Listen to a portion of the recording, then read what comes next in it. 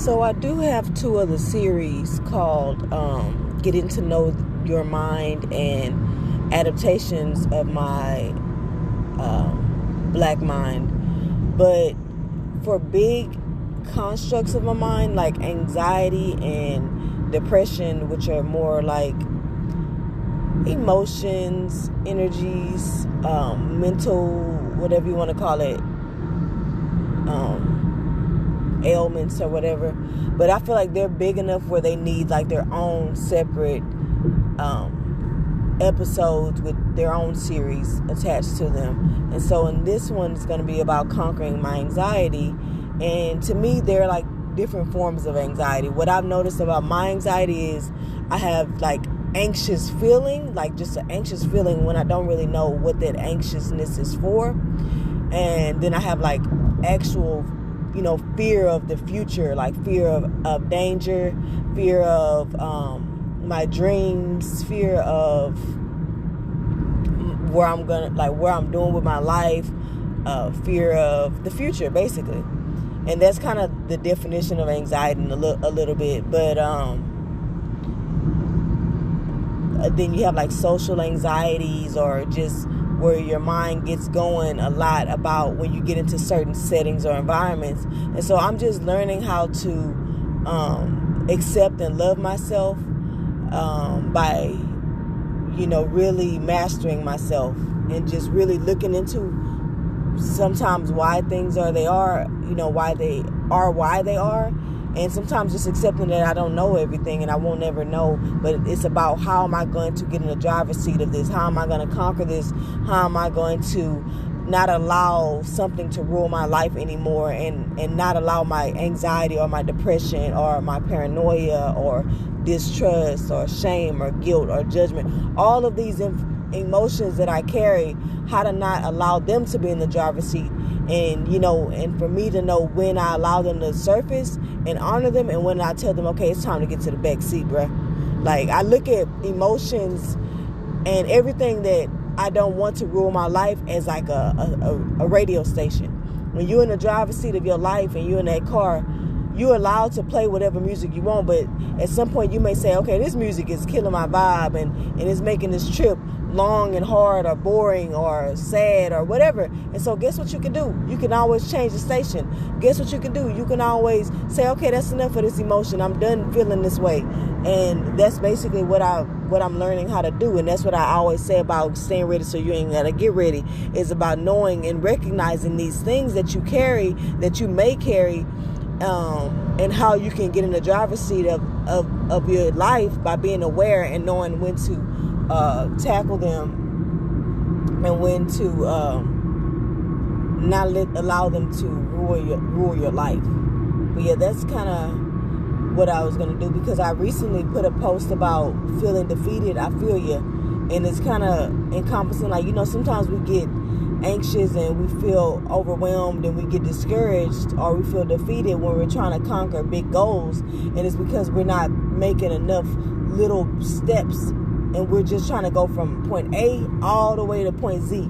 There's a lot of letters in between. So in those letters, you need to make a bunch of steps. Start with one thing at a time. Stop doing multitasking. Our society is a lot on multitasking, but try to get into more of monotasking, taking one step at a time. I know it's hard, and I'm old-fashioned. If you got to get one of those calendars that got, every month, and they like the paper calendars, and write down little things day by day. What can you do today? I also use my calendar in my phone, and I set reminders, and I even make them repeat. Like if they need to repeat for every year, sometimes I don't want to remember everybody's birthday, so I'll just put their birthday and have a repeat over the year. Different little stuff to make me feel like I'm a thoughtful person, which I am. I also take exit 153 toward North Park Drive. My bad, y'all. I'm driving. I'm out. Look, I'm being a hypocrite right now, multitasking, but this ain't affecting me right now. So, but yeah, basically, I use my phone calendar. I also use my notepad in my phone, but I also, like I said, I'm old-fashioned. I like to write stuff down. If you got to take a piece of paper, get the little magnetic notepads that you can get at the dollar store, put them on your refrigerator, and make your to-do list. And it's something about crossing things off my list. And even if you don't tackle all of them, make sure that when you set goals that you don't beat yourself up if you don't accomplish them. It's about the effort. It's about the, your will completed. It doesn't have a time frame. And that kind of conquers the impatience too. Impatience goes hand in hand with that anxious feeling, because we always feel like time is of essence. It's gonna happen when it's meant to happen. You're trying. You have a lot of goals. You have big dreams, and I just saw a post on one of the what is she, like a singing coach, and she put a post that said, if your dreams don't scare you, you're not dreaming big enough. And it's kind of true. Like, you got this big dream, so, it's only understandable that it can be a little scary. What we don't realize is a lot of stuff that we try to stop or heal or fix is normal, and we need to normalize a lot of the things. Like, having anxiety is normal in a lot of cases. Having feeling depressed sometimes is normal in some cases, with grieving and with other things. So it's just more about knowing when it's enough, and knowing when you've allowed that energy or that emotion to sit within you for too long, and when it's wreaking havoc on your life, and when it's overpowering you to the point where you are no longer in control. That's when you know when there needs to be regulation, and that's what self-regulation is all about. It's having that awareness and knowing how to know when to say, okay, this is enough of this, or what are the solutions now. I'm done complaining. I'm done wallowing. I'm done being angry. I'm done. Now what's next? Like Iyanla Vanzant said, she said, so what? Now what? So what? So what this happened? So what that happened? Now what? What are you going to do about it? Are you going to allow that to hold you down? Or are you going to do something else and make something of yourself? We are resilient people. Tap into that warrior spirit, you know what I'm saying? And persevere through. Shoot, our ancestors went through years of slavery, of physical, mental, spiritual, emotional abuse, and they made it out. Yes, we have dysfunctions, but who wouldn't? Most people wouldn't have even survived, but we did. So tap into that. Know that you have the ability to make it through anything, and some anxiety is normal in situations. When you're about to do a big presentation, it's normal to have some jitters and nervousness. That's normal. So much stuff that is normal is being seen as a dysfunction, and it's not, especially considering the circumstances of a lot of our lives that we live. But yeah, this is just like a prelude. I do my little preludes when I'm doing like big series, and a lot of my stuff is big series because I talk a lot and I don't care. I accept that about myself and I ain't changing it. But yeah, so that's all. Fear. What is fear? Fear is something that a lot of black people, including myself, hold within our hearts. Fear is something that has been passed down intergenerationally through our parents, subconsciously, just from observing, just from wording that they may use, just from the reaction to certain things. And this is not to be anal as a parent, because, fear is also good, because fear keeps you safe in certain situations. But fear also fuels anxiety. It's the basis, it's the root of anxiety. And if we look at history, you can theorize and just know from slavery. Imagine the fear that was instilled in our hearts and our spirits and our minds and our bodies from trauma, physically, from history. Just every time we pulled ourselves up from our bootstraps, something catastrophic happened that ruined us, or just from the media and the news and constantly being bombarded with trauma and fear. It's only normal to know that you have anxiety for a reason. You don't have to reflect on all the reasons. It's just really about notice when you feel that anxiety. Notice when your thoughts start to play these anxious narratives, and then it'll lead you where you need to go. And a lot of times you're going to have to lean into faith. You're going to have to lean into what's meant to happen is going to happen anyway. You're going to have to lean into God's will is God's will. And you're going to have to lean into what is rational and what is just your fear. Because fear is very irrational a lot of times, because it's based on wounds that you carry. You don't necessarily have to go through re-traumatization and just focus on those wounds and delve all the way, because it's kind of like you just know. Sometimes you can just identify your thoughts in your mind, and that's how you detach from it. That's how you conquer the mind, is by detaching from it and saying like, oh, that's just my anxiety. Yeah, okay, so I'm having this thought and this thought and this thought. You going to this party, and instead of being like, oh, I'm finna have a good time, you're like, oh my God, such gonna be there. What if they thinking this? Oh, what if they think I'm doing the most because I'm wearing this outfit? Oh, what if they start? And then your mind just starts going. And before you know it, you done say it off F it. You done called them and flaked on them. Hey, yeah, I ain't gonna be able to make it, y'all. Yeah, I gotta work. Yeah, I don't. Guess what? All these kinds of excuses you done came up with just because you couldn't get out your head long enough to go enjoy yourself. When everybody is, I guarantee you, probably in their head. Me and my husband talk about this all the time. The best way to get out your head is to prove it wrong. Just talk. Just speak up. Literally talking gets you out of your head. Literally just kind of saying, bro, my anxiety bad. That will get you out your head, because watch what I tell you. As soon as you say to everybody who's like, bro, me too. For real, you be having anxiety too. Watch what I tell you. You think you're alone. You think you just so messed up and something so wrong with you, when everybody is carrying some level of anxiety. And a lot of times it's for good reason. But just because it's for good reason doesn't mean it's helping you. Just because it's for good reason means it's lifting you up. So like I said, a lot of the fears we have comes from insecurities, comes from past traumas, past wounds that have not really been we're not aware of, or just, it could be, like I said, intergenerationally passed through DNA, or just stuff that your parents may have told you, and out of safety, make sure you don't do this, or watch out when you go out there and this and that. And it was to protect you, but now every time you get behind the car, you cross the street, now you're anxious because that's something that maybe your parents told you out of precaution, but because you're very sensitive to stuff like that, it could fuel your anxiety. And these are things that are okay. It's not to say, oh, now I should go be mad at my parents, it's their fault. No. Pump your brakes. No. What parent is not going to care about their child's well-being and warn them and just do what they think is right? Like I said, there's no right or wrong in parenting per se. I ain't saying go beat your child. That's clearly wrong.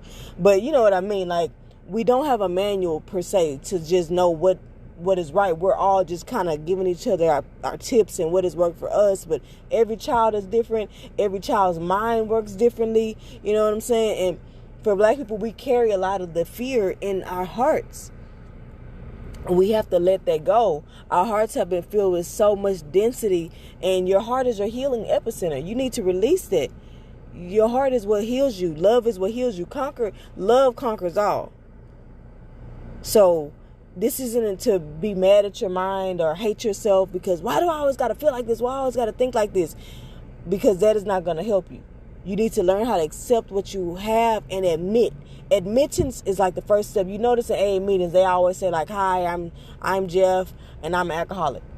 You may think that's funny or something, but honestly, that's for a reason, because the moment you admit I have anxiety or I feel anxious, that gives a certain level of awareness. So now you know, okay, what's the next step? What can I do about this? I know what I'm feeling now. Am I going to give this feeling space and honor right now? Or have I done that long enough and now it's time to, do something about it? Okay, yes, I feel scared. Yes, I feel fearful. Okay, why am I feeling this way? Is it valid? Is it rational?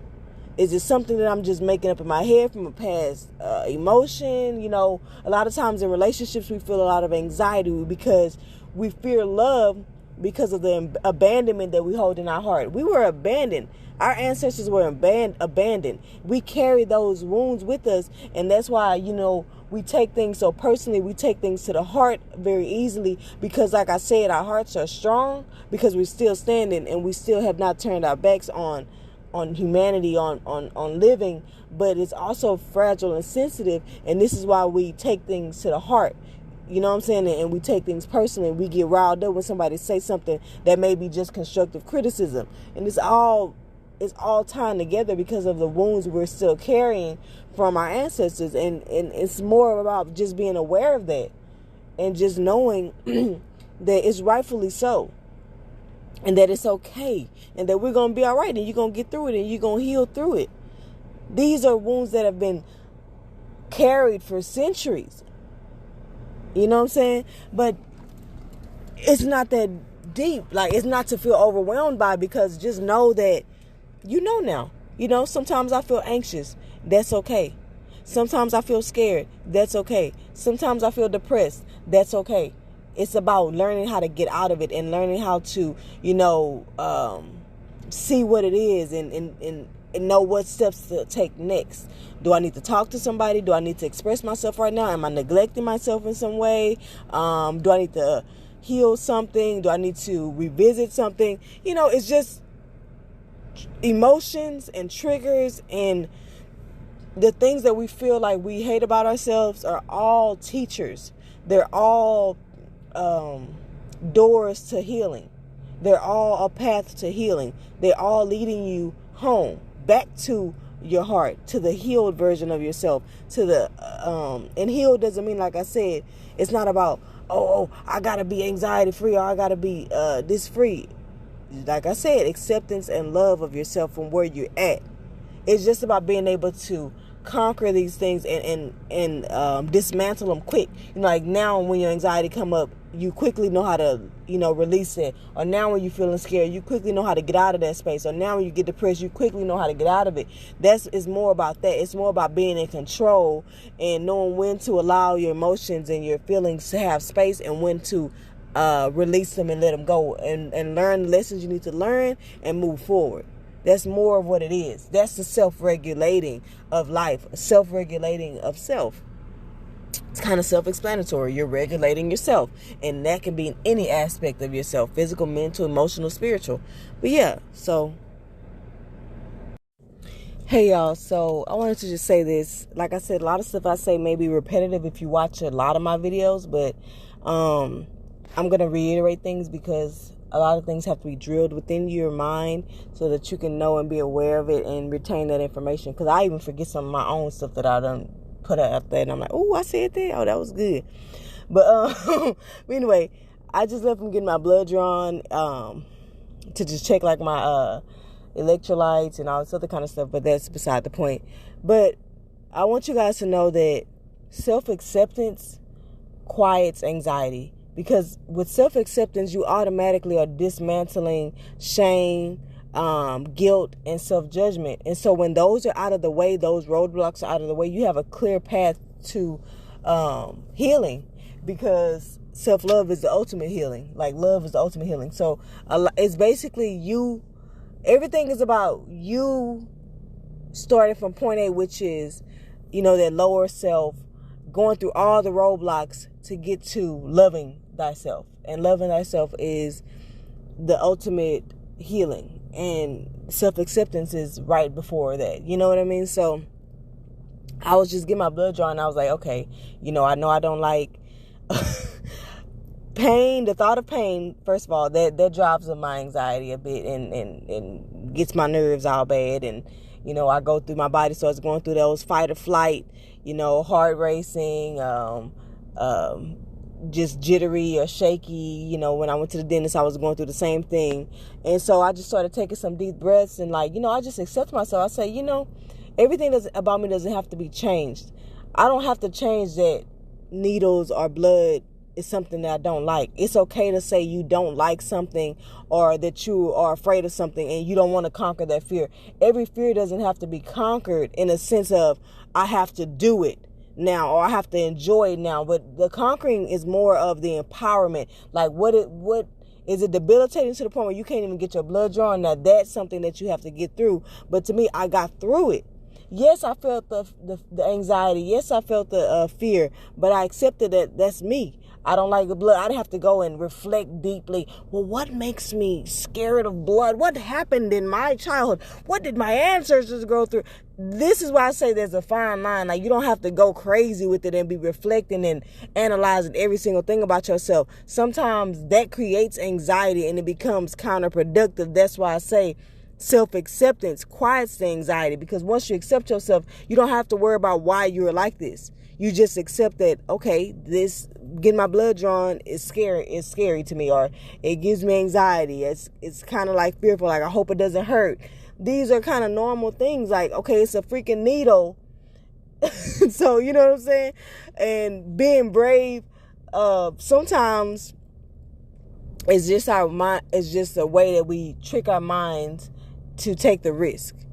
And it doesn't mean that we're not even scared. Being brave doesn't mean you're not scared. Being brave, to me, it means that even despite the fear, you still did it anyway.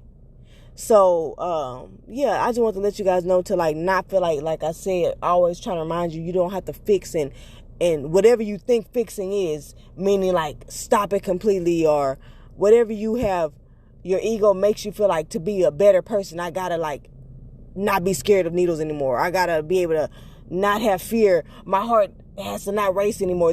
Your body has natural responses, and you can't stop that either. It's all about just breathing through it and accepting it. And, you know, if it's something that's really, really to the point of debilitation, or to the point of where you're not moving, or where you're stuck and where you can't progress forward, then that's when you have to delve a little bit deeper. But I did it. I got through it. So that's all that matters.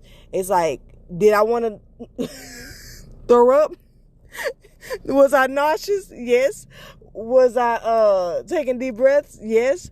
Did I have to look the other way and not look at it? Yes. But hey, I did it. So it don't really matter. It's over. You know what I mean? And this is what I be trying to say. Like, that's healing. Because what if I was to the point where I needed to get my blood drawn for my health, and I just couldn't do it because I'm like, no, I'm so scared. That's something we need to work through. And that's when anxiety is in the driver's seat and you're in the back seat, and your fears are in the driver's seat and you're in the back seat. It's like you have to constantly tell yourself, I'm not dying right now. I'm not in imminent danger to where death is inevitable, or where failure is inevitable. And sometimes embrace failure. We learn best from mistakes. We learn best from things that we perceive as bad, the things that society tells us are, avoid this, don't do this, or failure is bad, or whatever, you know what I'm saying? And this is why we avoid it, because they create these stigmas, and the labels that we attach to them are bad. You have to remove the bad and good label from things and just know it's like, it is what it is. But that's all I wanted to say. Hopefully that kind of helps calm you down a little bit whenever you're in a situation where you feel like scared. It's okay to feel scared. You have to tell that to yourself, because that inner child, you know, your spirit is scared. Give your spirit what it wants. Your spirit is composed of a lot of stuff. Your inner child, your ancestral traits. You don't have to know everything about it just to know that when you speaking to yourself with love and compassion, you speaking to your spirit, encompassing everything. You don't have to be thinking so specifically about this or that. Just know when you speaking to yourself, you speaking to your spirit, and you want to speak to yourself with positive words that uplift and empower it, not words that's going to exacerbate things or make things worse, you know? But yeah, that's all. Okay, this may be a little controversial, but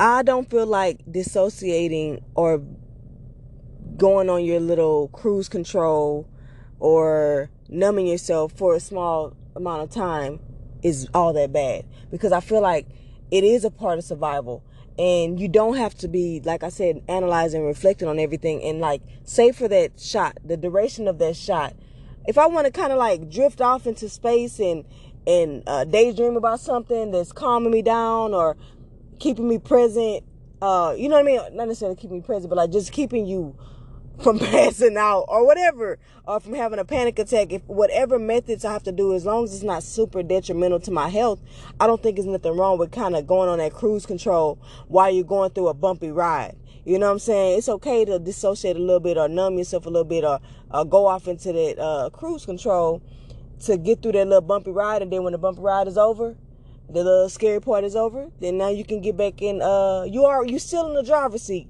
You just kind of not fully having to keep your awareness there. You don't have to be consciously aware of everything, because like I said, I don't feel like we're totally designed to be consciously aware of every single little thing that's happening in our life. And that's why a lot of people are kind of getting overwhelmed and losing it, because they're trying to be we're being overstimulated.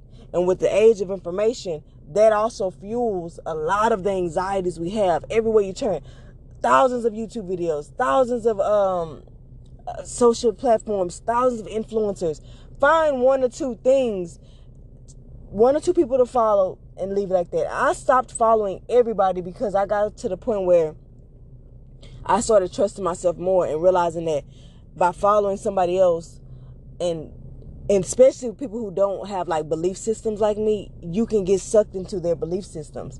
And so I really didn't want that. And that's why I try to like let you guys, I really only try to keep my advice very general and just like foundational things. I feel like that everybody knows, like just universal knowledge, general knowledge that everybody kind of is taught and brought up with. I'm just kind of bringing that back to the young generations and, the youth, because they're losing a lot of it. Not everybody has grandmothers and grandfathers who can instill that wisdom in them, or parents who can instill that wisdom in them, as parents are getting younger and younger, and older people are like kind of losing sight of their own traditions because they want to be young or whatever, when they don't realize young is a spirit, not an age. It's how you act. It's how you feel. But anyway, not to bash anybody. This ain't nothing like that. It's all love. But like I said, it's okay sometimes to zone out a bit to get through something. And tough or hard, it's just about how long you going to allow that to last, Because like now I'm back. I instantly, as soon as I got my shot, I literally walked out the little office talking to y'all like I'm good. So that's what it is. Getting back to that rest and digest state, because I'm learning to not beat myself up about things so much and not be so self-critical and self-judgmental. It's about balancing, outweighing the bad with good, outweighing the dark with light, outweighing the negative self-talk with positive self-talk, because we in a society where negative always is outweighing the bad. You go to the grocery store and somebody rude to you, you're going to first thing girl, let me tell you what happened at the store. But you go in there and somebody nice to you, we're more reluctant to call somebody and tell them about that. We need to get to the point where we're speaking more about the positive, give that more light, because what you give attention is what's going to be your perception. If you're always giving attention to the negative stuff and never grounding in gratitude and giving attention to positive stuff, guess what your life is going to feel like it's nothing but darkness. And that's what depression is too. But you can look into my depression reflection and to get more insight on that. And, like I said, I'm always changing. I'm on a journey just like everybody else. I'm perfectly imperfect.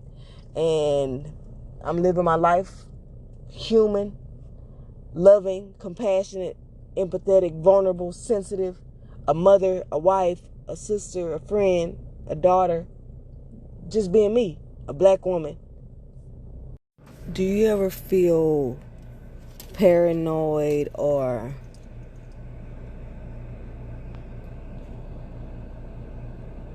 that kind of was in the wrong order. Do you ever feel jealous and of others, or paranoid that others are jealous of you? And sometimes, well, first of all, I want to say this. Jealousy is something that's common. Like, we need to normalize that. Everybody feels some level of jealousy sometimes. And envy. These are all adaptations of the mind. I always try to look at the mind or the brain as like, it's that, like I said, it's that part of your spirit that's insecure, that it may be that inner child, it may be that ancestral, that slave trait, coming from that deeply wounded space where something may have happened to you that made you feel this way or inferior, or we already know what made us black people feel inferior and what constantly is making us feel inferior. But it's coming from this deep space of insecurity. And a lot of times with the whole crabs in a barrel, this idea that you got to climb over other people to get to the top, or there's not enough room at the top because of all the programming that we've had instilled in us. It makes us feel like we're in competition with each other, when Earth is a fruitful place. It's full of opportunities, and there is no limit. It's limitless.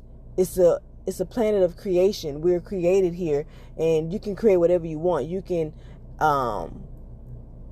manifest, as they use in the spiritual community, anything you want. And it's okay that sometimes your mind has jealous thoughts, but you have to detach from that. That's part of that massa mentality, competing with your brother and sister. And when I say brother and sister, I don't mean literally, but it could be. But it's just more like your people, and feeling like, you may have these thoughts that everybody's passing you up, or look at such and such and such and such, and look at them, they done got them a house, or look at her, she's starting her own business, and look at her, she making moves, and oh look, she just graduated. And these things may trigger that insecurity within yourself, that inferiority within yourself, those wounded spaces of you feeling less than, or unworthy, or self-doubt, or imposter. It can trigger a lot of these emotions. And the emotions, like I said, the mind is the interpreter of your emotions. So because someone has created some kind of success in their life, that event triggered your emotions, and those emotions within your body or your spirit triggered your mind to interpret those as, look at them, they think they all that, or it could be the opposite of, man, I'm never gonna achieve nothing. I'm not doing nothing fast enough. All these things that the ego creates, that massa mentality that holds you down, that is nothing but a bully sometimes. And it's just like that massa in your ear, that master in your ear, yelling at you, barking things down to keep your spirit down, and making you feel unmotivated, taking away your will, taking away that free will, taking away that your spirit, oppressing your spirit, keeping you down, keeping your feelings down, to the point where you don't even want to try, because it's like, man, everybody passing me up. That's you comparing and competing too much. Like I said, everybody's journey is on a whole different timeline than yours. You don't have to go with everybody's timeline. What happens for them and what falls for them is for them. And sometimes you're trying to follow somebody's footsteps, and you don't even know what they feet. You're trying to be in somebody's shoes, and you don't even know what their feet look like underneath those shoes. You don't know how many miles they've walked. You don't know how many bunions and coins they have. This is all symbolic talk, basically saying, like, be careful what you wish for and the life that you want, because you don't even know if this is just a facade, a persona that they're perpetrating. And yeah, they may have the house and the job, but they inside that household, you don't know what's going on. So this is why I say I say all this just to say that focus on you. And it's okay if those thoughts come up. Just look at, okay, I'm feeling these jealous thoughts, or, my mind is having these jealous thoughts. Take the place of the observer, of the watcher of self. This is the more higher self, the self that has the confidence, that has the self-love and the self-acceptance, not the lower version of yourself, which is, the self-doubt and the insecurities, which are fine too. You accept all aspects of you, but it's just knowing that sometimes you got to step into that higher self and look and just observe and be like, okay, that's just, I'm having these jealous thoughts. They're not me. They're not the true essence of me, but it's okay. I'm going to see what this is about.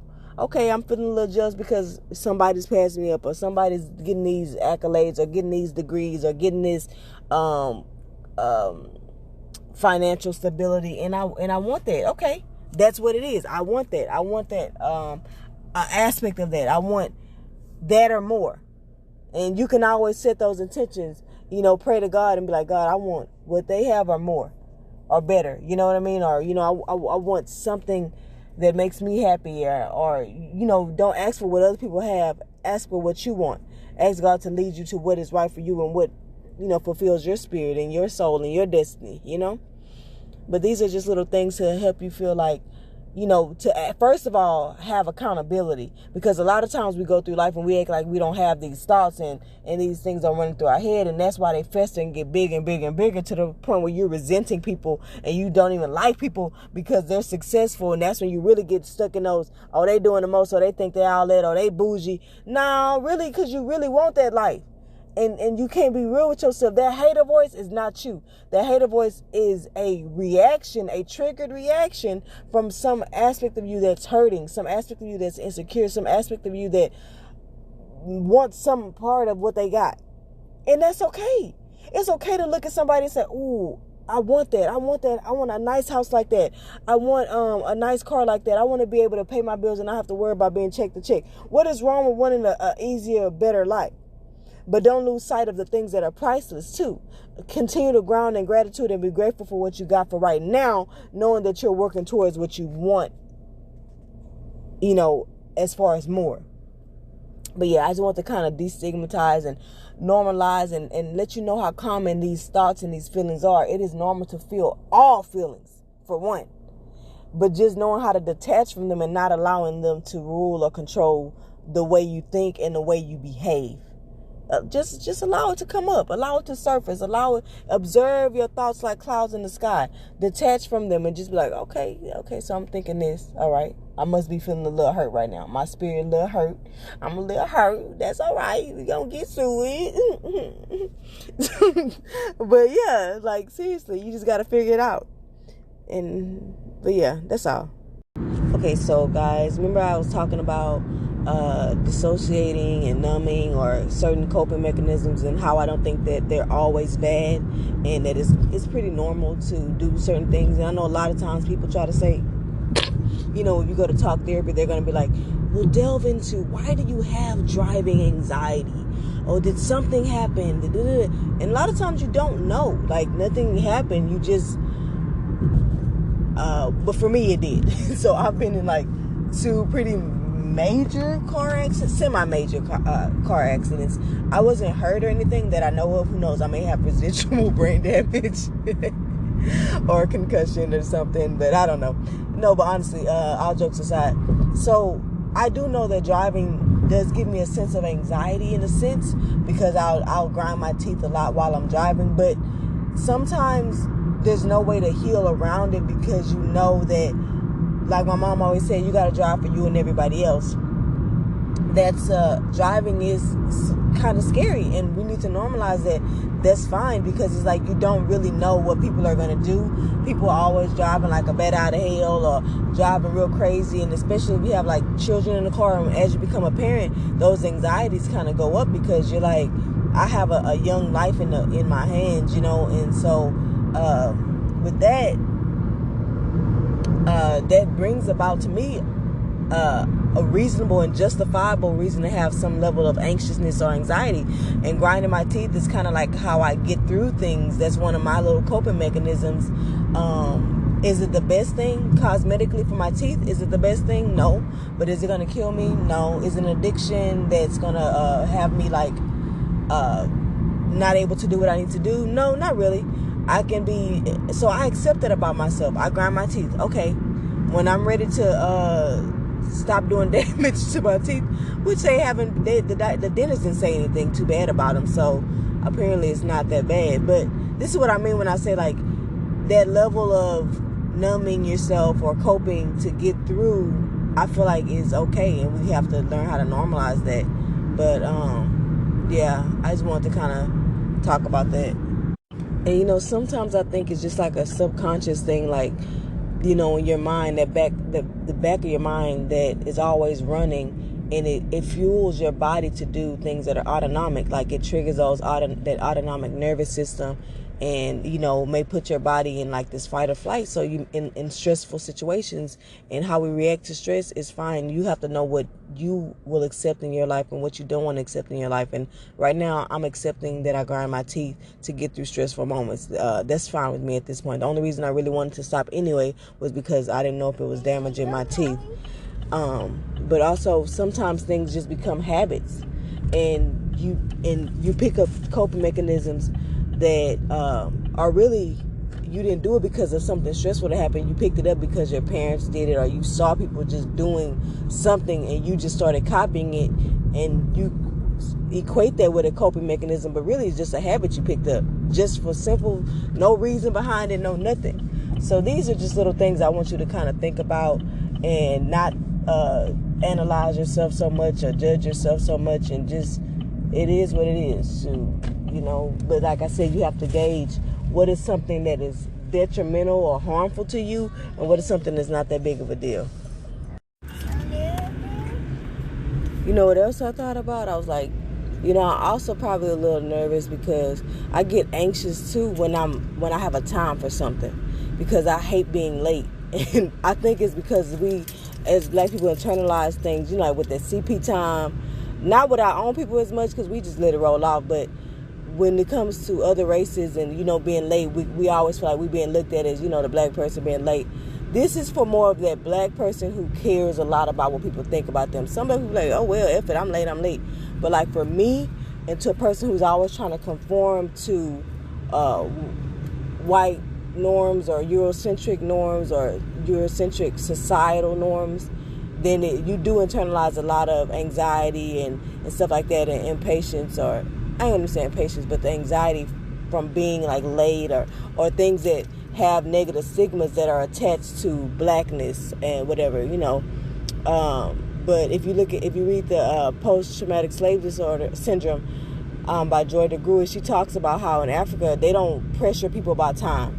You can come to something 2 hours later, and it's just like you got there, and it's like, hey, we good, we happy to see you, and that's honestly that's how it should be. But because I'm orchestrating this potty pool party for my son, and I'm gonna also sometimes it's like if you have something to do for somebody else, you can internalize their anxiety. Like if they say, hey, please, can you make sure you do this for me, and make sure try to do it by this.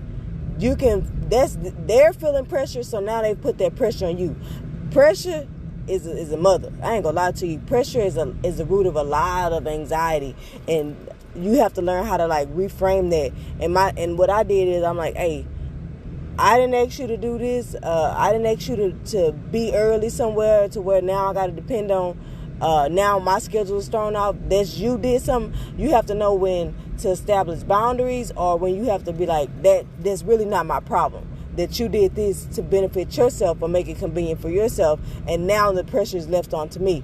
I don't want that energy. You can take it back. So I'm just going to go at the same rate I was going, with consideration, but, I'm not going to overstress myself about something. And that's kind of how you have to kind of release a lot of that anxiety that you may have from being late, or the pressures that other people may put onto you. Because sometimes, like I said, it's not even your own feelings, it's somebody else's feelings that they may have, not intentionally put onto you. But because a lot of times I feel like when people are preaching about boundaries, they make everybody who's inflicting the injury onto you seem intentional. And a lot of times it's not intentional. Everybody isn't energy vampires. Everybody isn't inconsiderate. It's just that sometimes people do things that come off as inconsiderate, and you do it too. We all do it. So it's about taking self-accountability and not always pointing the finger. I'm a big person about not pointing the finger at everybody else all the time, blaming everybody else, and only seeing people for their flaws and not taking accountability. Because usually if you can recognize it in somebody else, you got some aspect of it yourself too. And just give everybody like that grace and that compassion, but establish your boundaries when you have to. If everybody likes to come to you for advice, then you may have to be more aware that people vent to you and complain to you and give you all that negative energy. So what you gonna do about it? Are you gonna establish a love limit, which is what I call my boundaries, or are you just gonna continue to allow people to do it? And for me, I don't mind taking like people complaining or venting or coming to me to get stuff out their chest when I'm strong enough and mentally capable of doing it. But when I'm feeling like really stressed or overwhelmed, then I may say, hey, can we talk about this later? Or, I'm not going to even lie, I'm not in the mental state to like take on this right now. But because I want to give you the best advice I can. And right now I can't even focus on my own stuff, or right now I have a migraine, or whatever you have to do. So this kind of got a little random, but it's the essence of it is, just sometimes the anxiety is coming from, pressure to be on time, pressure to be a certain way or do whatever. But this is more about pressure to be on time. Y'all ever notice how irrational fears are? Like, you ever just been very, I'm gonna just say the pandemic has made people irrationally germophobic, like to the point where just things don't make sense. And I think that hypochondria spirit and that germophobia, that's something that a lot of people already have within them, because I have that within me. My upbringing, having parents who were overprotective and very fearful of your survival and stuff like that. Hopefully you can hear me. There's an airplane flying over me. But we sometimes feel more of a pressure to keep our children safe, so we, how can I say, inadvertently put pressures on them to overthink and overdiagnose ailments and sicknesses, and because they internalize that it's like, getting sick is scary and I'm not going to survive. Like I said, sometimes we don't realize how much faith is healing and faith is powerful, because like me and my husband say, shoot, man, if it's my time to die, it's my time to die. Like, as long as we in the shape we want to be in, we ultimately healthy overall, like, we eat what we want to eat, you know what I mean? And we pray over everything, because it's like, sometimes I be looking at the stuff that we rationalize. I'm like, we sit over here not wanting to eat something because a fly landed on it, but I'm like, do you literally, we don't know what goes on. If you don't cook all your meals, 100% cook all your meals, you don't know what this cook is doing to your food. You don't know what is going on in their kitchen, what done fell on the floor. Trust me, I have a cousin who worked like as a server in many restaurants, and he done told me so many stories about something done fell on the floor, they picked it up. And it's like, I could be like, oh my God, what am I gonna eat? I'm gonna have to cook everything. No. Or I could just pray over the hands that prepared the food, and have faith that I'm gonna survive it. We are as children, we did the filthiest things. Like, we ate stuff off the floor, put our hands in our mouth probably after touching whatever, all kinds of gunk and poop or pee or whatever we did. Like, we're kids are gross. And so all it does is boost your immune system, low key, to be honest with you.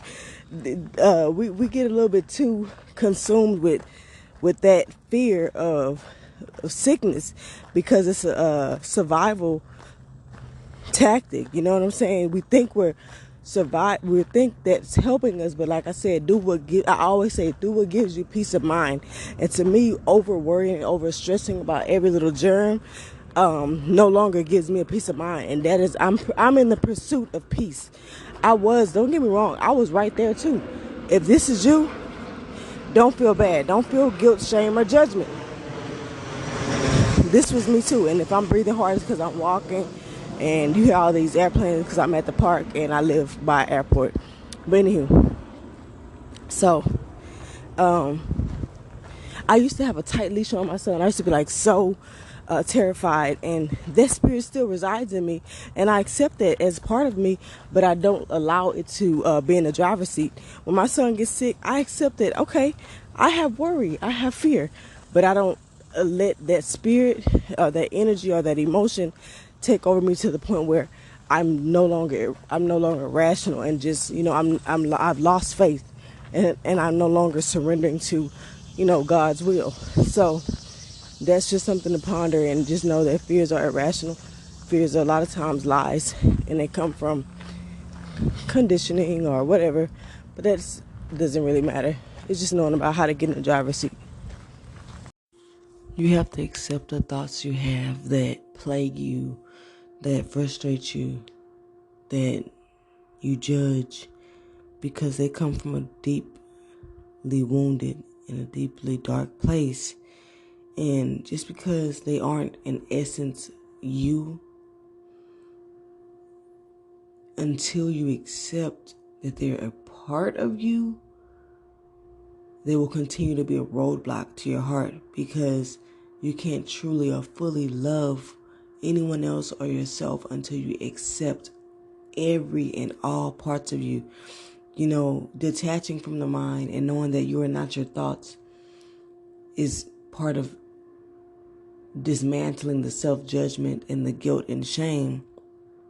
But I'm coming to an awakening concept of knowing that the bad thoughts that I have, the thoughts of resentment, the thoughts that make me frustrated with people when I feel, rejected, when I don't get a text back, when I, make a joke and someone doesn't respond the way I kind of need it and I feel awkward, or I want to switch up really quick and change, who I'm being in front of that person to feel more acceptance. It's like you have to recenter and be like, no, this is what came naturally. I accept myself in all aspects of me. And the way I feel is valid, but you have to ask yourself, where is that coming from? And a lot of times, like I say, you don't really have to delve so deep because, like I say, as long as you know it's coming from a wounded place, it's coming from a fear of rejection, a fear of abandonment, these abandonment wounds, rejection wounds, fear of judgment, all of the basics, fears that all humans, but Black people, I feel like we have a deep sensitivity to it because our self-worth is so tightly wrapped into everything we do because we're constantly seeking that validation, we're constantly seeking that love, that we're constantly seeking to be seen, heard, and loved because we carry a lot of unresolved wounds of abandonment. We are the epitome of what abandonment is when you've been stripped and pulled away from your livelihood and your life, and that, our ancestors and, slavery. And so now that wound is constantly being passed down generation to generation, not being resolved, not being acknowledged, and sometimes just not even aware of it, consciously aware, just walking through life with this filter of abandonment, seeing your reality from this very self-centered and very wounded space. And when I say self-centered, I don't mean that in a bad way. It's just that sometimes when we're so wounded, we can't even see the things that we're doing because we're so focused on what people do to us that hurt us. But we're all out here hurting. My Black brothers, my Black sisters, my Black children. We're all out here hurting. And until we acknowledge each other's pain, experiences, and plight individually, we will not begin to start the healing process. So detach from your thoughts.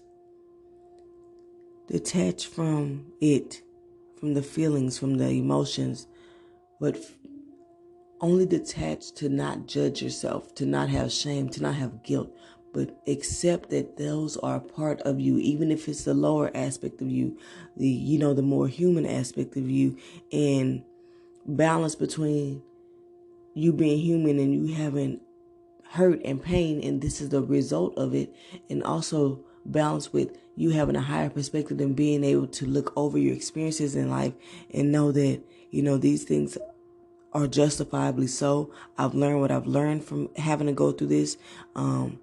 Something I just, had an epiphany of. The phrase is, my experience gave me experience. And I'm teaching with my testimony. And so I'm going to end it right there. This is something I just kind of woke up with and had on my heart, and I wanted to kind of share that.